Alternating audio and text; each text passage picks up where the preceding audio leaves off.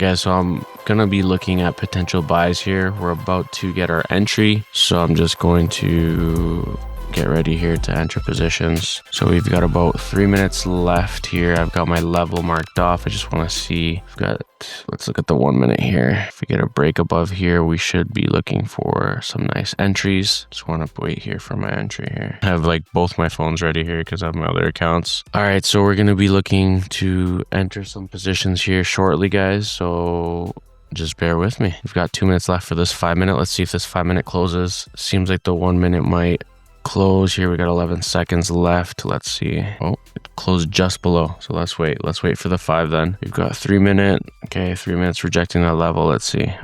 I need to see a closure above that 5 level. So this red line, if you guys are wondering, that's where I need that closure. 3 minute ideally, or even another 1 minute if I can get the next 1 minute candle to close above the red line. Sometimes it tends to fly, but let's see. So it's 9:13. Let's see. We're getting some volume here. We've got about a minute left for this 5 minute candle to close. And I will be explaining to you guys closer to the end of this video, where I'm going to explain to you guys the exact breakdown, the reason for the buy and why I got in. Okay, so make sure you guys stick around. If you like these types of videos, make sure you give it a thumbs up. All right, and make sure that you are subscribed and you hit that little bell, notification bell, so you get notified every single time we post a video. But yeah, if you're new, welcome to the family. All right, guys, so we got 29 seconds. Let's see if we're going to get that closure above that red line. I need that closure above that red line in order to enter positions here. Otherwise, I won't enter.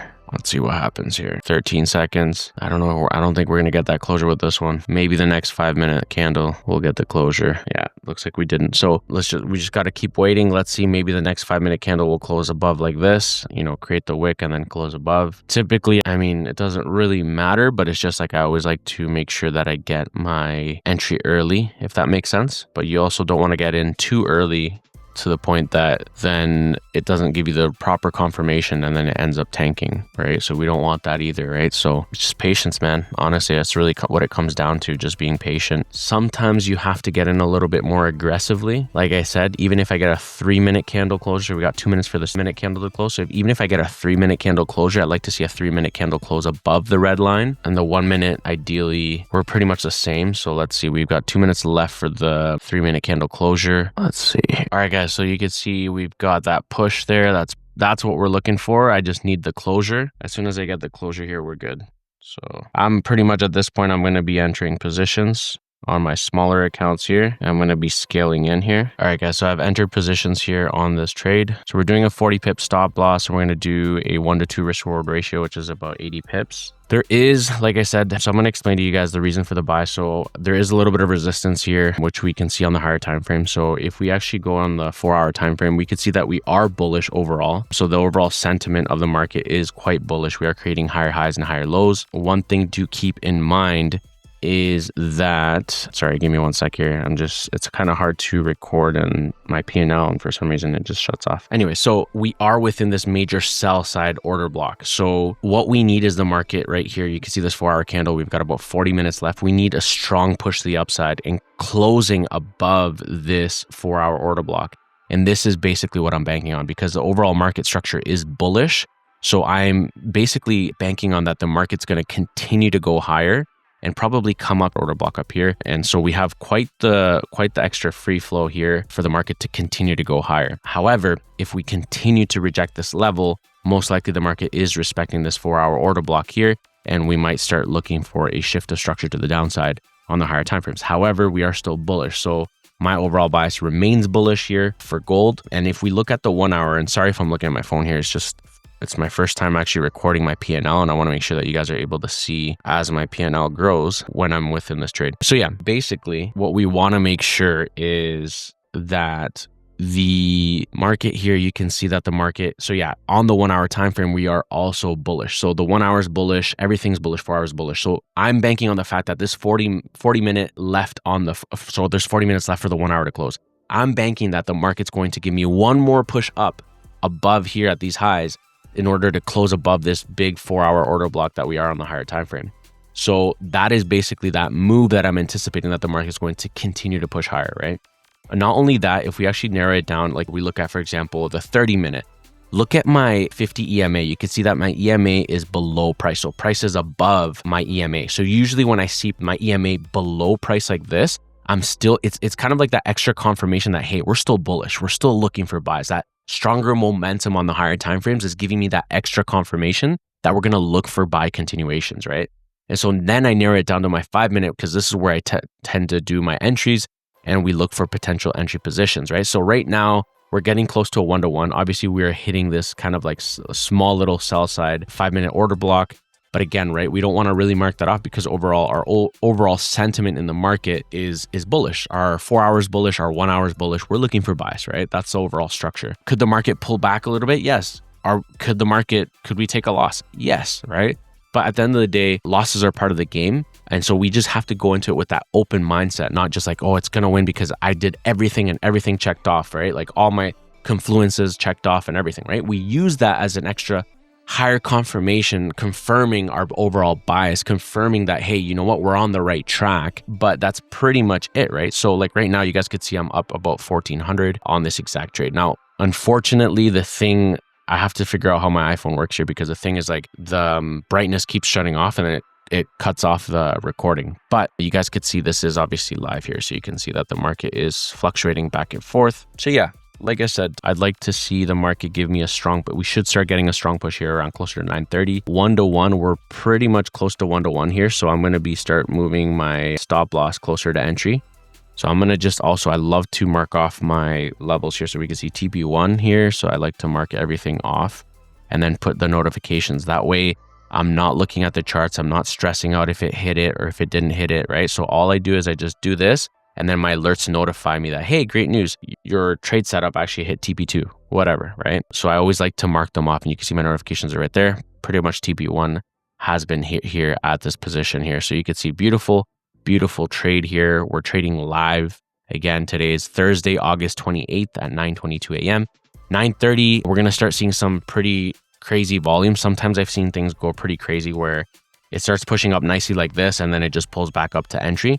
So again, right now at this point, what I want to be doing is moving my stop loss closer. So you can see TP1 has smashed. What we want to do is move our stop loss closer. I would say give it 10 pips, because if you move it to exactly at entry, what's going to happen, you might regret it, that the market might pull back to entry. So I like to do 10 to 15 pips just to make sure that the market has some breathing room, and then that way we're not, stopped out for whatever reason. So that's what I'm doing right now. If you guys are wondering, I'm just adjusting my stop losses here to make sure that we cover our bases, okay? That's always crucial, always important to make sure that you guys do that. And you guys could see pretty much here, we're almost at, let's see how many pips here. We're about to smash TP2. We're at about 61 pips, guys. So congrats to those that actually are also looking at that gold trade. So we're about 3,400 for the day right there. So right now here, I'm going to lock in some profits here, guys. All right. So I'm going to close some profits here. Always want to secure some profits.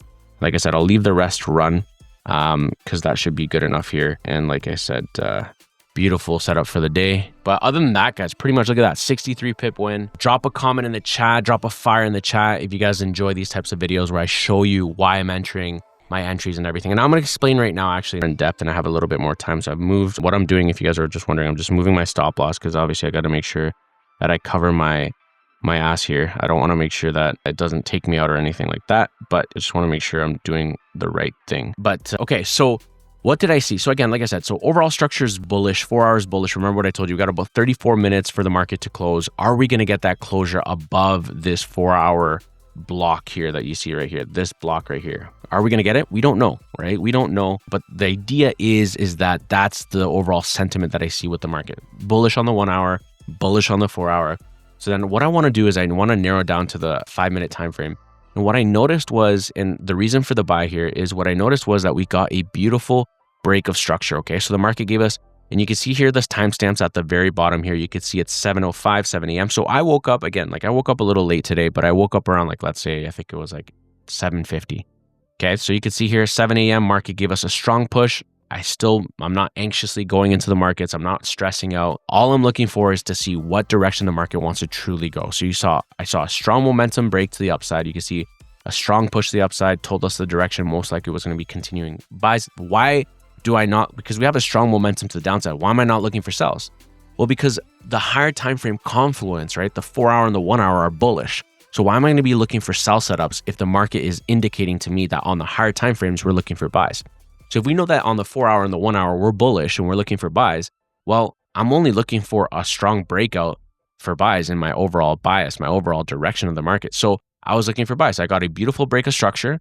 Then all I had to wait for the market was to take its liquidity. So it formed a level here, okay? Market formed another level up here, and then the market ended up tanking before. So this is where I waited and I said, okay, well, when the market gives me a break of structure, the market needs to pull back and give us a little bit more fuel before it ends up pushing to the upside. And that's what the market did. The market not only pulled back and took liquidity, okay, so it went back to refuel, get some more gas to be able to push more further, but it also tapped into an order block. And to me, in my part of my strategy, it's really important to make sure that the market is tapping into an order block, because that's what gives it that fuel. That's what gives it that demand to continue to push higher, right?